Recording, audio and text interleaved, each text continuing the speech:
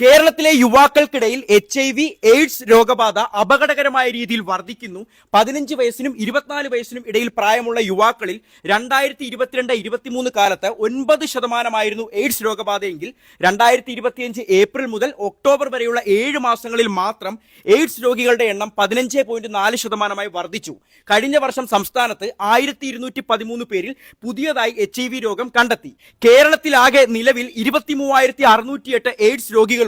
ജോലിക്കും വിദ്യാഭ്യാസത്തിനുമായി മലയാളികൾ മറ്റു സംസ്ഥാനങ്ങളിലേക്കും വിദേശ രാജ്യങ്ങളിലേക്കും കുടിയേറുന്നതും ഇതര സംസ്ഥാനങ്ങളിൽ നിന്നും മറ്റു രാജ്യങ്ങളിൽ നിന്നും ആളുകൾ വർദ്ധിച്ച തോതിൽ നമ്മുടെ കേരളത്തിലേക്ക് തിരികെ എത്തുന്നതും HIV പടർന്നു പിടിക്കാൻ കാരണമാകുന്നു എന്നാണ് റിപ്പോർട്ടുകൾ. കഴിഞ്ഞ 3 വർഷത്തിനിടെ കേരളത്തിൽ 4,477 പേരിലാണ് പുതുതായി എയ്ഡ്സ് സ്ഥിരീകരിച്ചത്.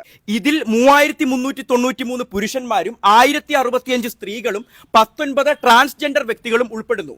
62.6% അണുബാധ ഉണ്ടായത് ഒന്നിലധികം പങ്കാളികളുമായുള്ള സുരക്ഷിതമല്ലാത്ത സെക്ഷൽ റിലേഷൻഷിപ്പ് വഴിയാണ്.